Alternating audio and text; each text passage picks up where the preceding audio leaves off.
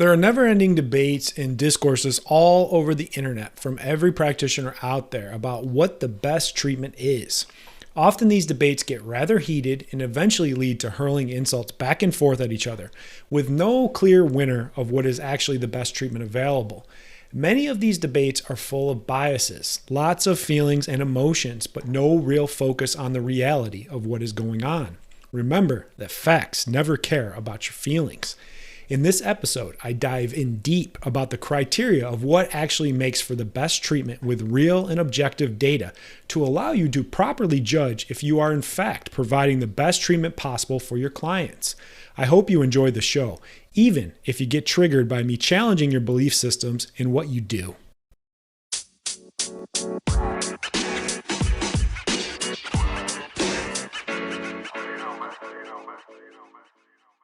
What is up, everybody? Welcome back to the Soft Tissue Revolution podcast, where we teach self-employed massage therapists a new treatment system that focuses on working smarter, not harder, allowing them to cut their treatment times by 50% so they can stay healthy and help more people get out of pain.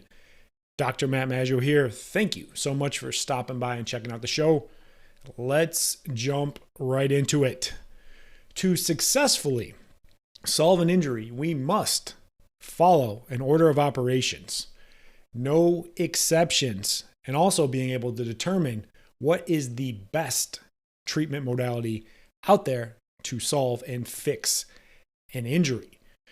So over the years, especially on the interwebs, that's me being old, there's lots of debate going back and forth between massage therapists, physical therapists, chiropractors, personal trainers, nutritionists, across the board, about what is the best treatment, who has the best tools in their tool belt, and they argue about research and all sorts of stuff. And basically what happens is it starts off as some arguments, and then eventually you just hurl insults at each other about which treatment is superior. It usually ends with you telling them to fuck off or them telling you to fuck off, and then they usually say they feel bad for your clients or patients. You say it vice versa. You don't really get anything out of arguing on the internet. I used to do this a lot back in the day when I was fiery and just raring to go. Stop doing that because you can't really argue with people that have a lot of built-in biases. So a quick note on biases. I talk about this all the time. My most favorite book of all time is The Laws of Human Nature by Robert Greene. And the first chapter is the law of irrationality. And they talk about the different types of human biases that we have. Number one is confirmation bias. Basically, with confirmation biases, we want to look at a lot of material that just suits what we feel, what we live in, what we want to do, our paradigm. And we get a lot of information and we consume a lot of material that fits what we feel. We tend to form these tribes and these groups, and it's like an echo chamber, and we facilitate each other with our needs and our bases, and we think that that's the only way to be. That's a confirmation bias, and we really only want to look through data through a particular lens that meets what we feel, where we are, our values, our beliefs, everything across the board. The other one is what's called conviction bias. Basically, the idea behind conviction bias is that I don't care if I see any other data. I believe so wholeheartedly that what I'm doing is superior. It's the best thing across there. I always say, I see this a lot with people like with religion or politics.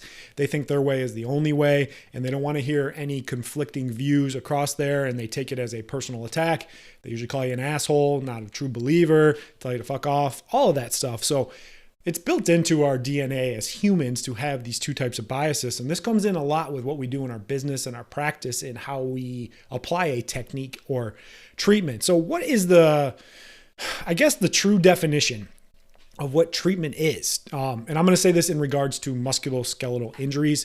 Basically, what I define it as is a permanent reduction of one of the 7 pathologies in the body. I cover this a lot in my free training, the 7 problems you can have in the body. It's going to be a bone problem, a cartilage problem, a disc problem, a ligament problem, a nerve problem, a soft tissue problem, and a tendon problem. And those are the 7 things that we can directly influence or treat doing treatment for musculoskeletal injuries. There's nothing else in there. So the next thing is, what's the criteria for treatment. This is given by the FDA. Whenever they approve a drug or some type of surgery or some type of treatment, it must meet 3 criteria. Number 1, it must be safe. Number 2, it must be effective. And number 3, it must be durable. So asking, is the treatment safe? Is it causing a lot of damage? Can it poison the person? Can it have things going wrong there? Effective, does it actually work? This can be a really, I guess, Pandora's box of so many things because, yeah, it can temporarily help you feel better, but is it actually fixing anything? Now, the real key is the durability component. Durability means, is it going to be a long-lasting effect to reduce those pathologies? So most musculoskeletal based treatments, they're pretty safe. There's some people that beat the shit out of with an instrument and cause all this bruising. Those people, I don't know what the fuck's going on with that.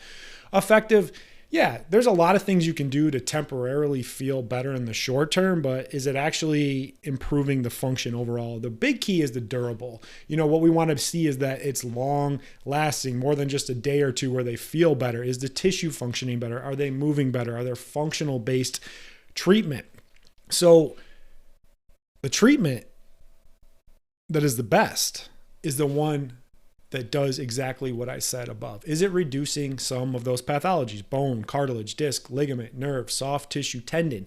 Is it safe, effective, and durable? So put whatever you're doing in your treatment tool belt through that criteria and understand if it's not doing that, then it's not the best treatment. So now you have some tools and some real factual data about what's going on instead of being like, well, this is the best or this is the best. Like, no one gives a fuck. Like, at the end of the day, live in the real world. As I said in the intro, facts don't give a fuck about your feelings. So use this criteria from where you are and take yourself through that real, just go through it and understand, am I actually doing treatment or am I just doing some shit that actually makes them feel a little bit better but isn't doing much of anything? Because why do that if you actually want to help and fix people for good?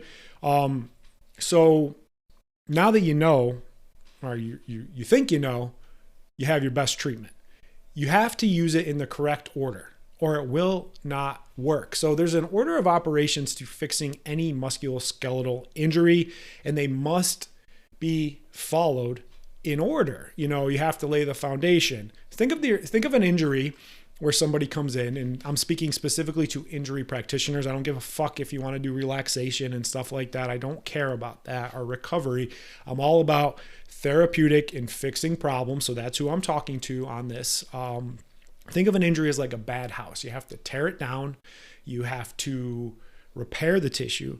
Then you have to heal it. And then you have to strengthen it. So if you have a bad house, you got to tear it down, lay the foundation, then put the siding on, then put the roof on. A lot of treatments try to put the siding and roof on before they ever lay down the foundation.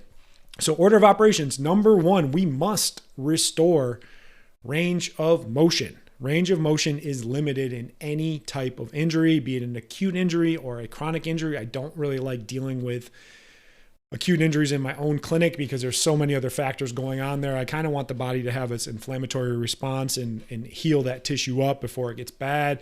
I really like to deal with more of the chronic injuries, people that have been dealing with it for like at least 6 months, seen multiple providers. This is like my sweet spot from where I am. So restoring range of motion, this is done by helping to repair the tissue and then allow it to heal. The best modality for that starts with using your hands. Remember, you're a manual practitioner. And doing that, you can get proper depth, then tension on the dysfunctional tissue, and then have it go through a full range of motion. And secondarily, you can accomplish this in some areas of the body using some form of an instrument, but majority of what I treat in my practice is using my hands, and then secondarily with some type of instrument. So you might be saying to me, you're like, we're going back to that pathology, and you said bone, cartilage, disc, and tendon. How are we actually treating that? You're not actually treating it directly. You're treating all the soft tissue dysfunction around the area, because basically soft tissue structures get damaged in the injury process, and they can be treated successfully with manual therapy. Though the areas where I end up treating, what happens is over time, those muscles develop scar tissue. Scar tissue is like glue, makes the muscles weaker, less flexible, causes pain and weakness and decreased range of motion. I tend to see a lot of soft tissue dysfunctions in the ligaments, in and around nerves, creating what's called a nerve entrapment, and then in the soft tissue, in the muscles and the fascia. And you can actually do some instrument work directly on the tendon as well. So this is where we're really important as soft tissue practitioners. I always say we're the most important. We're also the first people that need to get in there because we have to get that tissue healthy. We have to repair it to allow it to heal. And then the next step is we need to balance strength. So having a buildup of scar tissue, first it limits flexibility, then it causes weakness. Once we get that range of motion back, with proper depth and proper tension and having them go through a full range of motion, that's what breaks down that scar tissue. Then we must strengthen and isolate the weakness with focused corrective movements to build strength. Because if you have full range of motion and you have no strength, this actually leaves you very susceptible to getting injured again. So first, like I said, we have to restore the range of motion. We have to repair the tissue, then allow the tissue to heal. Then we can get to strengthen it. Number 3 in the order of operations is we just need to increase overall strength. That's going to be like more global motions to the area and getting everything to work together, like more compound movements. Do a lot of that with the shoulder, like overhead carries, farmer's carries, lunges, more squats, like things like that, getting everything to kind of work in unison. We have to fix that area of dysfunction first, then think more globally. So we start locally and then go more global. So you got to restore the range of motion. Then you got to balance the strength. Then you increase the overall strength. And we're in a really good spot. Now, number 4, we need to reset the neurological deficit. And this is only when it's actually needed. So I'm going to go into a little mini rant about why neuro-based treatments don't actually work and are really dangerous. I covered this in depth on a podcast a couple of years ago. I got a lot of good response and a lot of bad response where people told me to fuck off and that I challenged their paradigms. That's where those conviction and confirmation biases come in. Let me get a sip of water before I unload on why I think neurological based treatments are complete nonsense and bullshit. All right, neuro-based treatments. So this idea that the brain just stopped working. Like one day it's like, oh, I'm not going to fire the glute. I'm going to inhibit this area, lower cross syndrome, upper cross syndrome, bullshit. The brain is really complex and it doesn't just one day decide that it's just not going to have a muscle fire.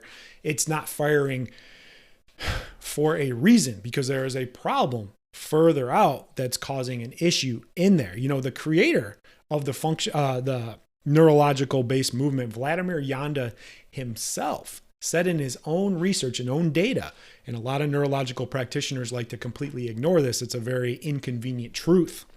He said, you must fix the peripheral dysfunction first before ever trying to recalibrate brain functioning. What he's talking about in the peripheral dysfunction, that's the soft tissue problem you should be fixing. It could be in the muscle. It could be in the fascia. It could be in the nerve. It could be in the ligament, and it could be on the tendon. When that area doesn't function correctly, what happens is the brain wants to unload that area and it engages in what's called protective tension. So your glute isn't firing a lot of times because you got some fucked up shit in your back.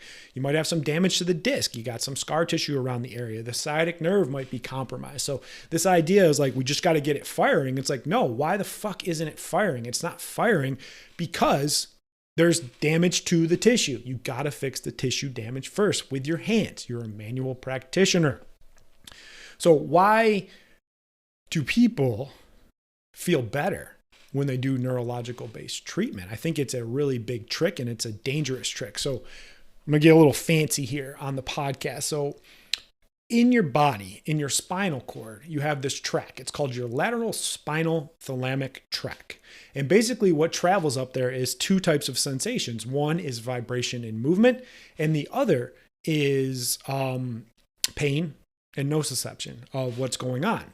So this really shows a good example. Like say you jam your thumb in the door. The first thing you do is you start to shake it out. When you shake it out, what it does is it gets those mechanoreceptors really crazy and they start firing and it blocks some of that pain. Didn't fix anything, but it allowed that pain to get limited for a short amount of time. This is what neurological based treatments do. What they're doing is they're temporarily allowing this window where things feel better because they stimulated the nervous system, but they didn't fix anything. And I always say any treatment that only addresses symptoms but not function is dangerous and exposes the clients to potentially dangerous loads. Those muscles are tightening up for a reason because there's a problem. So say you unload and you get the glutes to fire, but those glutes were tightening up to protect the low back because there's a really bad disc.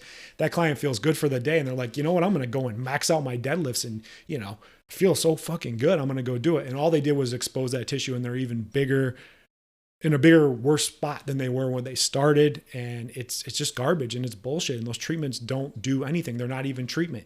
Your own creator himself said, you got to fix the peripheral dysfunction. That's where soft tissue practitioners come in.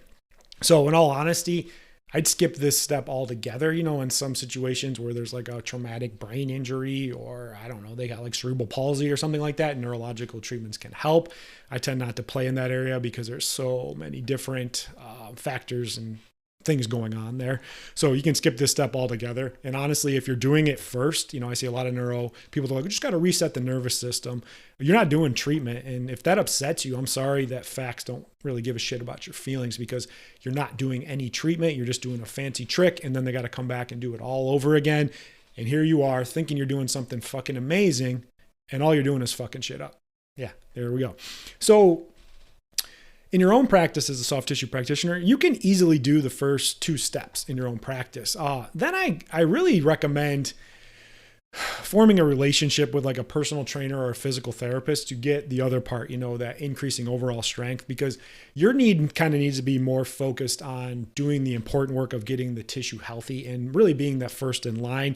Think of this as like building a house. You don't have someone that lays the foundation, but also does the roofing and all that. Stick in your area where you are, be the most important person, because if it doesn't line up with you doing the work first, all that other stuff isn't going to work. So really focus on that and form a good relationship where someone can take them through all those more functional based movements and things like that once you get it in a really good spot.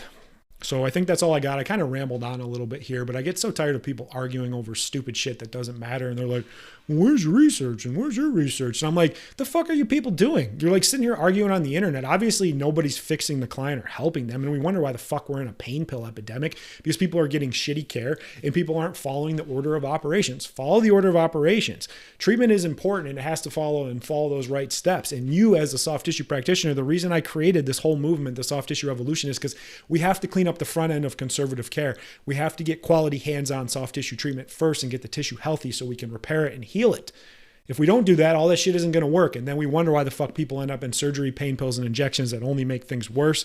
And chiropractors aren't doing any of this. I've talked about this before. It's complete bullshit. Physical therapists want to start with exercises and stretches. Instead of waiting their turn where they come in, we can all work together in that portion, except with the chiropractor. So that's all I got. So if you like the show, share it. If it resonated with you and you like what I said, or you just get a different perspective on things, maybe even give it a review and share it with other people. Go grab our free training where we go through a lot of critical thinking, advanced palpation, results-driven treatment, all that kind of stuff. I honestly feel that the free training program is better than most paid courses out there. And I put a lot of information out there because I just want more people to get this care.